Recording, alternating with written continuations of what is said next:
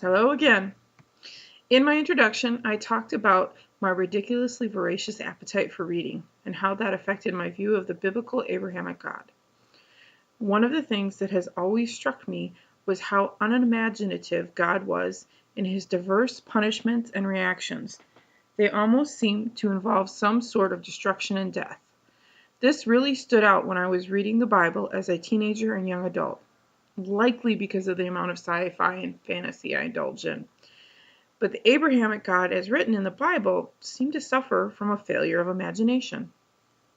As a side note, many of the same Bible stories that I'm mentioning in this post have had great discussions about just how many people God kills in them. But I don't want to focus on that today. I was taught the Old Testament to mostly be morality tales, so the deaths never really hit me as a problem when I first started my journey. Why should I be concerned about imaginary deaths in the Old Testament if its real purpose was to teach me God's views of right and wrong? If you're interested in estimates of how many people God kills or orders to be killed, I've put a link in the description box to a Thinking Atheist podcast on the Bloody Bible, and a link to the book Drunk with Blood, God's Killings in the Bible by Steve Wells. Today, what I want to draw attention to are the actions of a God that I was taught was omniscient and omnipotent, or as close to those two things as possible without actually leading to the paradoxes. How that God was unable to come up with more imaginative solutions to the problems he and his chosen people faced. To have morality tales that showed actual moral outcomes. I admit, when I initially had these problems, I tried to convince myself that God had a reason for having his books tell these stories, but it nagged at me. To begin with, there is the whole Noah's Ark myth. Since I never considered it real, I never bothered to think about the fact that it was complete and utter nonsense that never could have happened.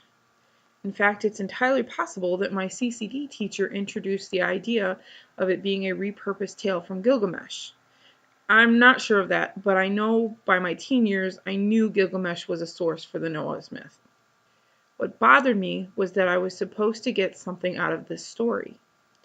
I was supposed to learn that God loved us and that man was evil and immoral and needed to be improved. To start with, I couldn't see specific immoralities that we humans had committed. It seemed to me that people were just evil by existing, but not for a specific itemized list.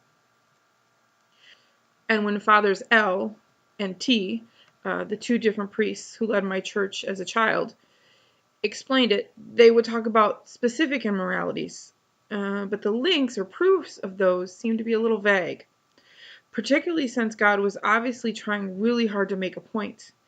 I felt like the point should have been very clear. And then I couldn't understand why it required Noah to do anything. What was the point of building an ark? Couldn't God just make one? And why even have to flood the world to kill man and animal alike? Why not just kill humans and Nephilim? And why only Noah's family? Why did they only get to survive? God just couldn't kill all the immoral people? Have them fall over dead or blink them out of existence? Leave at least the children behind to be raised by the moral? He couldn't just force the immoral and lawless out away from the moral people? Make them sterile so their evil lines couldn't continue? Why destroy the entire world? Like I said, I didn't get it. How was God destroying everything teaching me morals? Why not very specific punishments for very specific people for very specific crimes? So I could see precisely what is right and wrong. Like in Dante's Divine Comedy, although since hell is eternal, I now understand as an adult that the concept of hell is also insanely immoral. Noah's Ark seemed more like a threat. Worship me or die felt like the point of the story. And then there is Leviticus chapter 10, verses 1 to 3. Aaron's sons, and I'm going to butcher these names, Nadab and Abihu, are killed for worshiping the wrong way. Depending on how you read it, either the sons are killed outright by God or thrown in hell forever to burn. So they didn't worship a false god. They just annoyed God by doing it wrong, and that got them killed or sent to eternal hellfire. Both seem to be more than a little overreactions. And really, fire, death, seems kind of unimaginative. Couldn't an intelligent, all-powerful God just snap his metaphorical fingers and remove the incorrect offering, replace it with what he actually wanted, and command and show them how he be worshipped in the future? Heck, there's even some unimaginative curses that they could have suffered under for a while as part of the punishment. To steal an idea from Harry Potter, write idiot and pimples on their faces for a few years. Probably get the point across to everyone, no death involved. The entire Exodus story also never made sense to me. Why couldn't God just pick his people up and move them to the promised land? If they needed to walk themselves, why couldn't he just protect them with some kind of force field and have them take their stuff and walk out of Egypt? I'm not even arguing with the ridiculous taking 40 years to travel a distance that should have taken a few weeks to a couple of months, depending on which scholar you talk to. I believe the wandering is some kind of punishment or expiation of sins. That's kind of semi-imaginative. But the whole having to do the plagues never made sense. I remember being quite young and learning in CCD that each of the plagues were directed at disapproving one of the Egyptian gods, which I thought and still agree is kind of a cool thing. I remember initially wondering why God had to put all that effort in, though. I'd been taught, and I believed, that other gods didn't exist, so where were magicians getting their power from, and why wasn't it obvious to everyone that my God was the true God and the only one that could do the miracles? Later as a teen, when I actually read the Catholic Bible and not just the children's versions of the stories I've been told, I realized that it treated those other gods as real, just lesser. But the real sticking point with the miracles that refuted the gods was the actual miracles themselves. The Abrahamic God refutes them with either things that would kill many innocent people, and in lots of cases animals, or by things that are very easily explained by natural disasters that ancient people wouldn't have had a way to understand. This raised so many questions in my mind. Why couldn't he set the plagues to affect just the rich and powerful, really concentrate it? Why did they all have to be destructive? For example, in the first plague, the Nile and other water is turned to blood and all the fish are killed. This would have led to death by dehydration and starvation. However, Egypt, even in the Nile River Valley, is mostly a desert or surrounded by desert. Wouldn't it have shown up Napi, the god of the Nile, or Napai? Even better, if the Abrahamic God just blinked a brand new river into place and made it one that only the Israelites could access? How about something constructive to refute each of them? Surely an intelligent, imaginative God could have easily shown up the weak or non-existent Egyptian gods in a productive rather than destructive way. In fact, showing how good you are at providing for your chosen people and only harming those in power could have attracted new converts and reinforced how benevolent you are.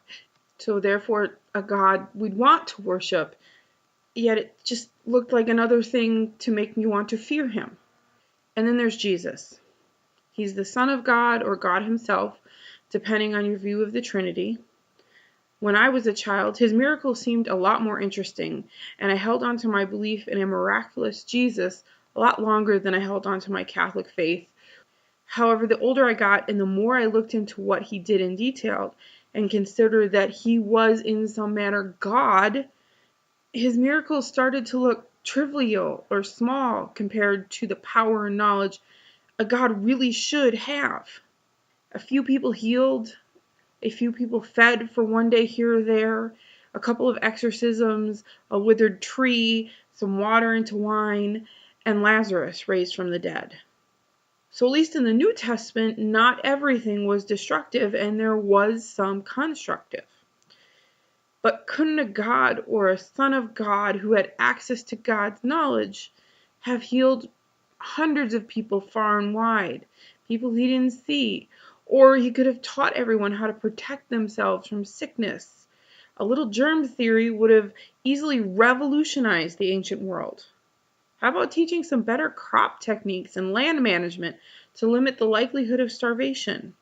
Provide them with some disease-resistant plants, or just magically removing the Romans from lording over and subjugating his chosen people.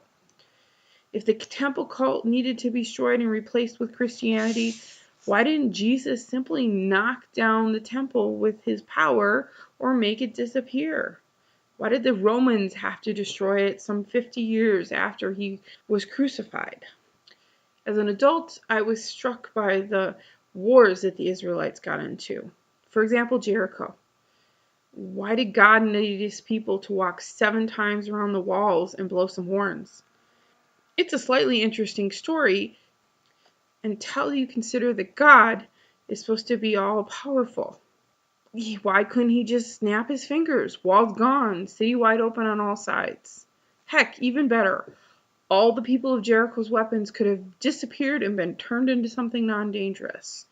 War over, no need for any of God's children to die. Those questions actually apply to any war the Israelites undertake. Why would the people of an all-powerful, all-loving God ever be in danger? I've heard that would take away the free will from those who wanted to fight the Israelites. But that doesn't work for me.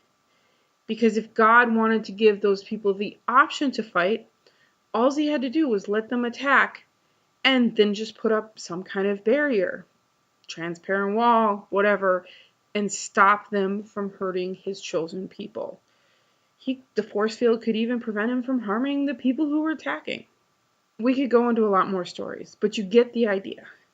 The Abrahamic God doesn't seem very creative.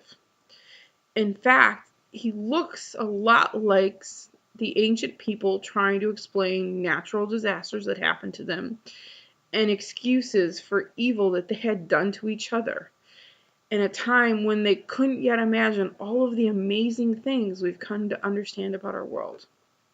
An objection that I would expect with the conservative raise is, who am I to judge God's actions? How would I, a human being, know what God was facing and what all the options were and why this wasn't the right one? My answer, at least to me, seems pretty obvious and a little snarky.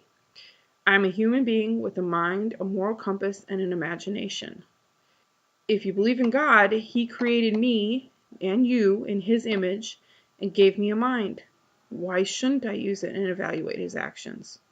So if the Abrahamic God exists, and he's maximally powerful and maximally knowledgeable, shouldn't his solutions to a problem be more creative than ancient goat herders, and at least as creative as an average person can come up with in the early 21st century, if not actually better? If he's a God who's worthy of worship, I would expect him to be not only more powerful than me, but more creative and more just than I am. So I was left wondering, did God exist? Or was he created in the imagination of people who only had a tiny slice or fraction of the knowledge that we now have in our limited view of the complexities of the world and the universe?